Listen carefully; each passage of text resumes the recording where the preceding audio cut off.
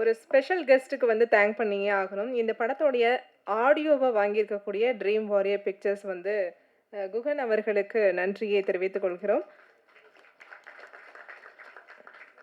அடுத்ததாக இயக்குனர் ஆர்.கே. செல்வமணி அவர்களை ஓரிரு வார்த்தைகள் பேசுவதற்காக அழைக்கிறோம்.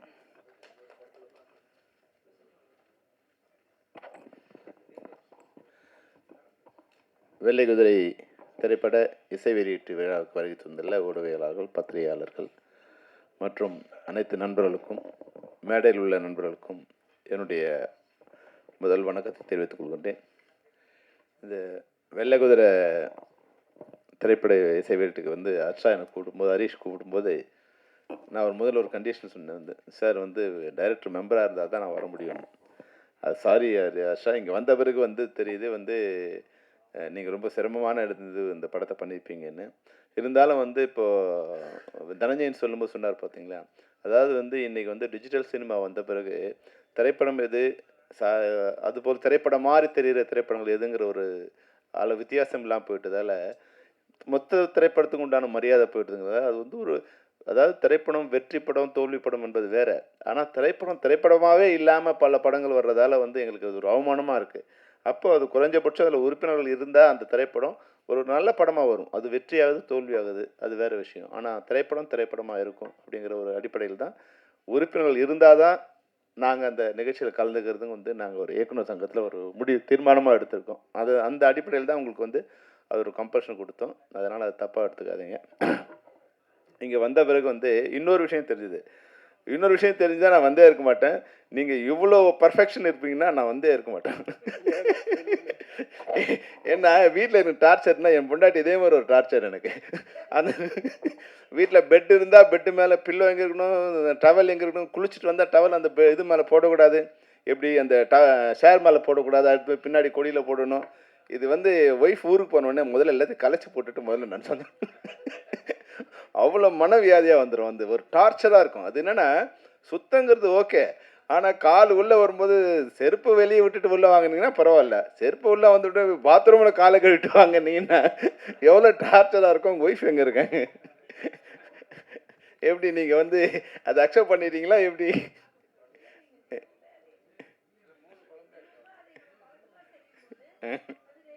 ரெகுலர் ஆயிடு இல்லை விரும்பி பண்ணுறீங்களா வலிஞ்சு பண்ணுறீங்களான்னு தான் கேட்குறேன். Very good. ஏன்னா நான் விரும்பி பண்ணுறது இல்லை வந்து. ஏன்னா இன்னும் நான் 30 வருஷம் ஆனால் கூட அது என்னென்னா வீடு வந்து வீடாக இருக்கணும் இல்லையா, நான் கொஞ்ச நேரம் ஒரு சுதந்திரமாக இருக்கணும் இல்லையா, அதுக்கப்புறமா எடுத்து வச்சுக்கலாம். வந்த உடனே குளிச்ச உடனே எடுத்து அங்கே வைக்கணும், புக்கு எடுத்தால் புக்கு அழகாக வைக்கணும், அந்த ஃபோட்டோ எடுத்து வைக்கணும். எங்கள் நண்பர்லாம் வருவாங்க, நீங்கள் எங்கள் ஒய்ஃப் வரும்போது என் வீடு எப்படி இருக்கும், எங்கள் ஒய்ஃப் இல்லைன்னா என் வீடு எப்படி இருக்கும்னா, வீடு எங்கள் ஒய்ஃப் இல்லைன்னா ஜூ மாதிரி இருக்கும், அப்படியே வந்து கலைஞ்சி கிடக்கும். என் ஒய்ஃப் வந்தாங்கன்னா வந்து ஒரு லைப்ரரி மாதிரி இருக்கும், எல்லாம் அடுக்குன இடத்துல அப்படி நீட்டாக இருக்கும், செப்பல் இருக்க வேண்டிய இடத்துல இருக்கும். அது வந்து எனக்கு கொஞ்சம் கஷ்டம் அது. அதனால் நீங்கள் பரவாயில்ல, உங்கள் ஒய்ஃபும் நீங்கள் அதை செட் பண்ணிட்டீங்க, அதனால் உங்களுக்கு வாழ்த்துக்கள். மற்றபடி இந்த வெள்ளை குதிரை வந்து நிச்சயமாக அதை பார்க்கும்போதே வந்து அந்த இவ்வளோ ஆரம் இருக்குது உங்களோட மகுடத்தில் இத்தனை வைரங்கள் இருக்குது. 1 2 3 4 5 6 7 8 9 54 இது இருக்குது. உங்கள் வைரங்கள் உங்கள் மகுடத்தில் இருக்குது. நிச்சயமாக தமிழ் ரசிகர்களும் வந்து அதுக்கான மகுடத்துக்கு உங்கள் மகுடத்தில் ஒரு வைரக்கல் வைப்பாங்கிறதுல எந்த விதமான சந்தேகமும் இல்லை. ஏன்னா திரைப்படங்கள் வந்து 2 திரைப்படங்கள் இருக்குது. ஒன்று வந்து கமர்ஷியலாக, இப்போ நான் அப்படி தான் படம் போடுறேன். இது மாதிரி படங்கள் நான் வந்து பார்த்ததோடு சரி. ஏன்னா எங்கள் இன்ஸ்டியூட்டில் முதல்ல போகும்போது இந்த படங்கள் தான் உலக படங்கள் தான் எங்களுக்கு முதல்ல காமிப்பாங்க, இதுதான் திரைப்படங்கள் அப்படின்னு காமிப்பாங்க. அப்போ பார்த்து எனக்கு பயம் வந்துடுச்சு, இந்த படங்கள் நம்ம பார்த்ததே இல்லை இது வரைக்கும். நான் வந்து எனக்கு 22 வயசு நான் உள்ளே போகும்போது, அப்போ இந்த மாதிரி படங்கள் நான் பார்த்ததே இல்லை அப்படின்னு. ஒரு 100 படங்கள் பார்க்கும்போது முடிவு பண்ணால் வெளியே வரும்போது இது மாதிரி படங்கள் நம்ம பண்ணக்கூடாதுன்னு முடிவு பண்ணேன். ஏன்னா அது எனக்கு அந்த வயசு வரைக்கும் நான் அந்த படங்கள் பார்த்ததில்லை. ஆனால் என்ஜாய் பண்ணுறதுக்கு வந்து அதான் வந்து நேற்று ஒரு படம் பார்த்தேன். நான் வந்து பாரதி ராஜா சார் ஒரு படம் பார்த்தேன், முதல் மரியாதைன்னு ஒரு படம் பார்த்தேன். முதல் மரியாதை படத்துக்கு 2 விஷயம் இருக்குது. ஒன்று வந்து 1985 அந்த படம் ரிலீஸ் ஆச்சு. அப்போ நான் வந்து திரைப்படக் கல்லூரியில் வந்து மாணவனாக படிச்சுட்ருக்கேன். அப்போ மணிவண்ணன் சார் அசிஸ்டன்ட் டைரக்டர் சேர்ந்து, அப்போ அவர் எடிட்டர் கந்தசாமிங்கிறவர், நான் உதவியாளராக ஒர்க் பண்ணிட்டுருக்கேன்.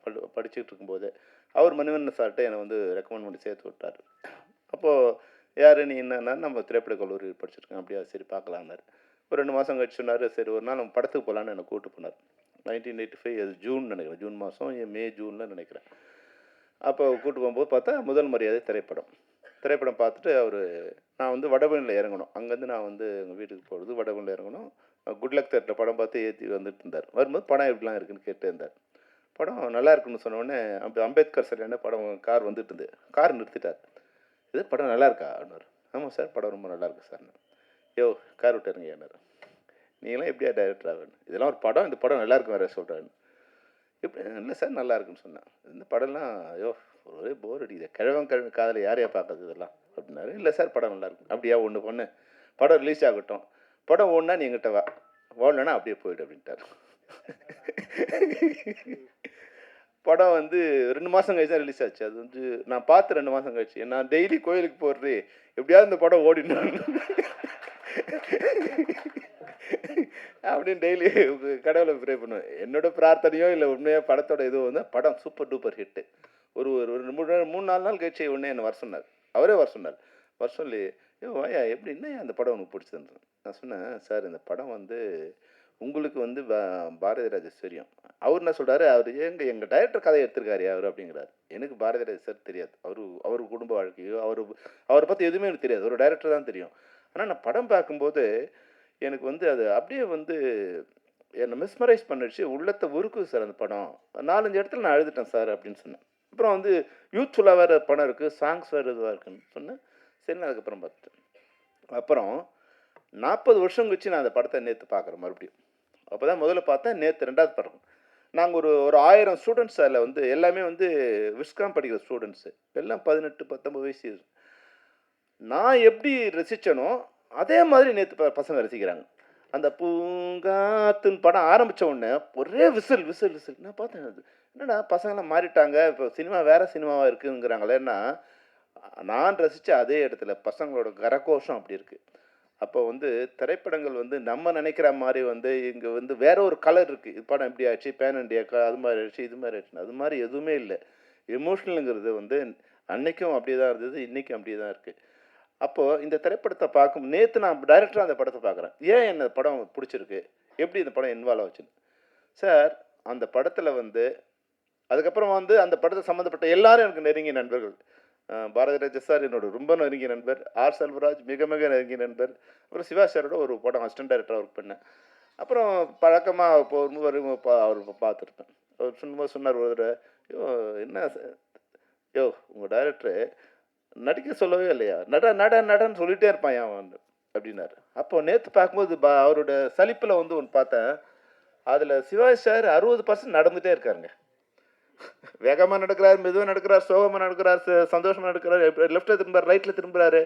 அவர் சொன்னது ஒரு உண்மை இருந்தது. என்னென்னா, எதுக்கு திரும்ப சொல்கிறானே எனக்கு தெரியாது. இல்லை சார் இங்கே பாருங்க அண்ணன் இங்கே பாருங்க, நீங்கள் என்ன பண்ணணும், எதுக்குடா திரும்பணும், இல்லை நீங்கள் பாருங்கண்ணே இங்கே பாருங்கண்ணே, எதுக்குப்பா நடக்கணும், இல்லை கொஞ்சம் வேகமாக நடங்க. அப்புறம் வந்து உடனே அண்ணனை கூப்பிடு சார், அண்ணன் வாங்க இங்கே நடங்க, சன்செட். எதுக்குடா நடக்கணும், யாரை பார்க்கணும், அம்மாவை பார்க்குறேன்னா, பொண்டாட்டியை பார்க்குறேன்னா, அப்பாட்டியை பார்க்குறேன்னா, எதுவுமே சொல்ல மாட்டாயா. ஆனால் படத்தை பார்க்கும்போது அது நேற்று நான் வந்து ஒரு அனலிஸ்ட்டாக ஒரு டைரக்டராக படம் பார்க்குறேன். அதில் ஒரு கதையுமே இல்லைங்க. ஆனால் கதை ஃபுல்லாக வந்து இயக்குனரோட மண்டையில் தான் இருந்திருக்கு. அப்போது அதை வந்து ஒரு சிற்பம் மாதிரி அழகாக செதுக்கிருக்காரு. அதாவது வந்து பாரதிராஜா சாருக்கு மட்டும் இல்லை, சிவாஜி கணேசன் சார் மட்டும் இல்லை, அது ராதாவிலேருந்து நடித்த யாருக்குமே நீங்கள் பார்த்தீங்கன்னா காம்பினேஷன் சீன்ஸே இல்லை. அது நான் அதுக்கப்புறம் அந்த இடத்த போய் பார்க்குறேன். அது மாதிரி ஒரு வில்லேஜே இல்லைங்க. நம்ம கற்பனையில் அவர் உருவாக்கிற ஒரு வில்லேஜே அங்கே இல்லை. ஒரு மரம் செடி 2-3 கூட்டுங்க, அந்த ஒரு ரோடு இருக்கு பாருங்க, அதுதான் அங்கே இருக்குது.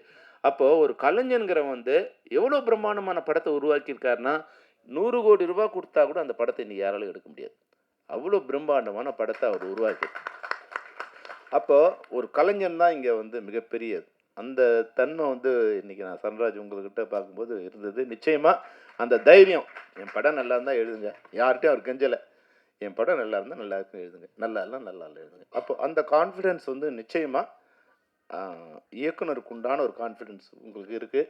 அது நீங்கள் எங்கேருந்து வந்தீங்களோ அதுலேருந்து கொடுத்து நிற்கலாம். ஆனாலும் அந்த தைரியத்தையும் அந்த உண்மையும் உங்கள்கிட்ட பாராட்டுறேன். அதுபோல் ஹர்ஷா கூட வந்து இப்போ கதை எங்கே வந்து ஒன்றாலும் எடுக்கலாம். நிச்சயமாக எனக்கு ஒரு தயாரிப்பாளர் வந்து புலன் விசாரணை படம் பண்ணும்போது எனக்கு என்ன கொடுத்த கண்டிஷன் என்னென்னா, Vijayakanth sir only night call sheet தான். அதில் வந்து 30 நாள் தான் நைட் கால் ஷீட் அதில் படம் பண்ண முடியும்னாரு. நான் சொன்னேன் 3 நாள் தான் கொடுப்பீங்கனாலும் நான் படம் பண்ணுவேன். ஏன்னா எப்படியாவது நம்ம உள்ளே வந்துடணும் இல்லையா? ஆனால் 100 நாள் ஷூட் பண்ணுங்கிறது வேறு விஷயம். அப்போ உள்ளே வந்துடணும் இல்லையா? அப்போ எல்லா கண்டிஷனும் ஓகே தான். அவங்க கொடுக்குற கண்டிஷன் நம்ம வந்துட்ட பிறகு அப்புறம் நம்ம கண்டிஷனையும் அவனுக்கு வந்து செட் பண்ணிக்க வேண்டியது தான். அதுதான் வந்து டைரக்டரோட வெற்றி. அப்போது அவர் தான் எனக்கு அது மாதிரி கண்டிஷன் கொடுத்தாரு. ஆனால் உங்களுக்கு வந்து உங்கள் டைரக்டர் வந்து நீங்கள் என்ன கண்டிஷன் கொடுத்தீங்களோ அதுக்குள்ளே இருக்குது. நானும் வந்து கேப்டன் அவங்க வந்து மலைவாழ் மக்கள் பார்க்கும்போது அது வந்து வேற ஒரு உலகம். அந்த உலகத்தில் கள்ளம், கபடு, சூது எதுவுமே இல்லை. எந்த கதவுக்கும் வாசல் இல்லை. வாசல் இருந்தாலும் அந்த கதவுக்கு தாழ்பால் இல்லை, பூட்டு இல்லை. அந்த அந்த மனங்களுக்கும் வந்து பூட்டு இல்லை, வாய்க்கும் பூட்டு இல்லை. அவங்க என்ன நினைக்கிறாங்களோ அதை பேசுகிறாங்க. அப்போ உண்மையாக இருக்காங்க. யாருக்கும் பயம் இல்லை. நாளைக்கு சொத்து சேர்க்கணுங்கிற அவசியம் இல்லை. அவங்களுக்கு இன்னும் காடு இருக்குது. ஏதாவது வேணும்னா போய் காட்டில் இந்த மலை தேனியோ இல்லை விலங்கோ இல்லை ஏதோ ஒன்று கொண்டு வந்து அவங்க அன்னைக்கு தேவைக்கு மட்டும்தான் அவங்க ஒரு ஒரு ஒரு அனிமல் மாதிரினா நான் தவறாக சொல்ல. பசிச்சா சாப்பிடும் அனிமல். பசிக்கலைன்னா பக்கத்தில் வந்து புலி பக்கத்தில் மான் போனால் கூட புலி திரும்பி பார்க்காது. அது மட்டும் அது வேலையை பார்த்துட்ருக்கோம். அது மாதிரி அந்த மக்கள் எப்படி இருக்காங்கன்னா, அவங்களுக்கு பசிக்கு இன்றைக்கி பசிச்சா இன்றைக்கி தேவைக்கு மட்டும் கொண்டு வந்துருக்காங்க. அவங்க வீட்டில் வந்து குடவுன் இல்லை, அடுக்கி வைக்கிற பானை இல்லை, எதுவுமே இல்லை. அப்போ அது மாதிரி அவங்க சுத்தமான ஒரு இதுவாக இருக்காங்க. அந்த மலைவாழ் மக்களுக்கு தங்களுக்கு ரோடு வேணும், கீழே இருக்கிறவங்களோட பழக்கம் வேணும், எதுவுமே கூட அவங்களுக்கு பெருசாக தெரியல. ஆனால் இன்றைக்கி வந்து உலகம் வளர்ந்துட்ட பிறகு மருத்துவ வசதி, கல்வி வசதி இன்னும் அதே போல் இருக்கக்கூடாதுன்ட்டு பல இடங்களில் வந்து நிச்சயமாக நான் வந்து கேப்டன் பிரபாகரனுக்காக வந்து இந்தியாவில் உள்ள குறிப்பாக தென்னிந்தியாவில் உள்ள அனைத்து மலைப்பிரதேசங்களும் நான் பயணம் பண்ணியிருக்கேன். காரில் பண்ணியிருக்கேன், ஜீப்பில் பண்ணியிருக்கேன், நடந்து பண்ணியிருக்கேன். தமிழ்நாட்டில் வந்து ஒரு 60% இது பகுதிகளுக்கு வந்து சாலை வசதிகள் இருந்திருக்கு. நிச்சயமாக இருக்குது. மற்றதெல்லாம் வந்து நீங்கள் ஒரு 10% 20% தான் இருக்குது. சில மாநிலத்தில் வந்து 0% தான் இருக்குது. அந்த எந்த விதமானவங்களும் நடந்து தான் போகன்றிருக்கு. குறைஞ்சபட்சம் நம்மளுக்கு வந்து 60% அப்போவே இருந்தது. இப்போ நீங்கள் உங்களுடைய 123 கிராமங்களுக்கு இந்த சாலை வசதி இல்லை தமிழ்நாட்டில். இல்லை. ஆனால் மொத்தம் வந்து இங்கே 6000 கிராமங்கள் அது மாதிரி இருக்குது. அப்போ நீங்கள் உங்கள் பர்சன்டேஜ் பார்த்தீங்கன்னா வந்து ஒரு 2% தான் சாலை வசதி இல்லாமல் இருக்குது. ஏன்னா மொத்தமாக வந்து இது போல் இருக்கிற கிராமம்னா ஒரு 10 கிராமத்தில் ஒரு 10லேருந்து 50 வீடு தான் இருக்கும். அதிகபட்சமாக 50 வீடு இருக்கும், குறைஞ்சபட்சமாக 10 வீடு இருக்கும். அப்புறம் அங்கங்கே போகிற போக்கில் ஒரு குடிசையாக இருக்கும். இது போல் வந்து 6000 மலை கிராமங்கள் வந்து தமிழ்நாட்டில் இருக்குது. அதில் இவர் கணக்கு சரியானு எனக்கு தெரியாது. அப்போ 123 கிராமங்களுக்கு தான் இது போல் சாலை வசதி இல்லைன்னா தமிழ்நாடு குறைஞ்சபட்சம் வந்து 6000ல் வந்து 1%னா கூட வந்து 60 ஆச்சு. உங்கள் 2% தான் இது மாதிரி சாலை வசதி இல்லாமல் இருக்குது. அது வந்து மிகப்பெரிய இன்றைக்கி அது வந்து மிகப்பெரிய விஷயம். உங்கள் எண்ணம் உங்கள் வெள்ளை குதிரை வந்து ஒரு கிராமத்துக்கு சாலை வசதி போட்டு கொடுத்துருக்கு. இந்த படத்தை பார்த்து பண்ணாங்களோ இல்லை வந்து உங்களோட எண்ணம் வந்து அவங்களுக்கு போய் சேர்ந்துடுச்சோ அந்த வகையில் வந்து உங்கள் எண்ணத்துக்கு வாழ்த்துக்கள். இந்த திரைப்படம் வந்து உண்மையிலே வந்து ஒரு சிறந்த திரைப்படமாகும். மக்களிடம் சிறந்த திரைப்படம் என்பதால் தான் 54 விருதுகளை வந்து 54 உலகத்தில் இருக்க அனைத்து கண்டங்கள்லையும், அதாவது வந்து இந்தியா, ஆசியா மட்டும் இல்லாமல் அமெரிக்கா, ஐரோப்பா போன்ற அனைத்து கண்டங்களையும் அனைத்து நாடுகள்லையும் வந்து உங்கள் படம் வந்து வெற்றி கொடி நாட்டிற்கு. வெள்ளை குதிரை வந்து ஒரு ட்ரீம். அது நம்ம கனவுல வந்து குதிரை வரும்போது ஒரு வெள்ளை குதிரை வரும்போது வெள்ளை குதிரை பின்னாடி வந்து அதுக்கு சொர்க்கலோகத்திலேருந்து திறங்கி வர மாதிரியான ஒரு ட்ரீம் தான் வெள்ளை குதிரையோட ஒரு ஒரு ரெப்ரசன்டேஷன். அது தமிழ் சினிமாவிலையும் வந்து அந்த குதிரை வந்து இறங்கியிருக்கு. ஒரு சிறந்த சினிமாவை தமிழ் சினிமாவுக்கு கொடுக்க நினைக்கிற உங்கள் அனைவருக்கும் என்னுடைய வாழ்த்துக்களை தெரிவிச்சிருக்கேன். All the best star Abirami, Saran, hero வேறு இவங்க எல்லாருக்கும். அதுபோல் இன்னொருத்தர் முக்கியம் மறந்துட்டேன். அதாவது வந்து 100 ஆண்டு பாரம்பரியம் கொண்ட இசையமைப்பாளர் அவருக்கு வந்து என்னுடைய வாழ்த்துக்கள். உங்கள் தாத்தாவிலேருந்து நீங்கள் இதில் இருக்கீங்கிற போது ஒரு வகையில் வந்து நீங்கள் தான் பாராட்டப்பட வேண்டிய நீங்கள் தான் இசை நாயகனாகவும் இந்த இதில் நீங்கள் இருந்திருக்கீங்க. உங்கள் இசையை நான் கேட்க முடியாமல் போயிடுச்சு, எனக்கு கொஞ்சம் லேட் ஆகிடுச்சு. ஆனாலும் வந்து நீங்கள் எங்கள் தாத்தா அது போல் இருந்தார், எங்கள் அப்பா வறுமையில் இருந்தாங்க. அந்த குடும்பத்தை பாரம்பரியத்தை வந்து மறந்துடாமல் கொஞ்சம் நம்மளுடைய இருட்டை வந்து வெளிச்சம் போட்டு காமிக்க விரும்ப மாட்டாங்க பல பேர். எங்கள் தாத்தா வந்து பிர்லாவாக இருந்தால் தான் சொல்லிப்பாங்க, டாட்டாவாக இருந்தால் தான் சொல்லிப்பாங்க. ஆனால் எங்கள் அப்பா வறுமையில் இருந்தாங்க கூட அது வந்து மேடையில் வந்து கூச்சம் இல்லாமல் சொல்லி நீங்கள் வந்து அடுத்த வித்தாக நீங்கள் வந்திருக்கீங்க. நிச்சயமாக 100 ஆண்டு பேக்ரவுண்டை நீங்கள் இன்னொரு 100 ஆண்டு உங்களுடைய வெற்றி பயணம் வைக்க வேண்டும் என்று கூறிய வாழ்த்தை பெறுவீர்கள். நன்றி, வணக்கம். நன்றி சார். வெள்ளை குதிரை திரைப்படத்தின் ட்ரெய்லர் மற்றும் இசை வெளியீட்டு நிகழ்ச்சிக்கு வந்திருந்து சிறப்பித்த விருந்தினர்கள் மற்றும்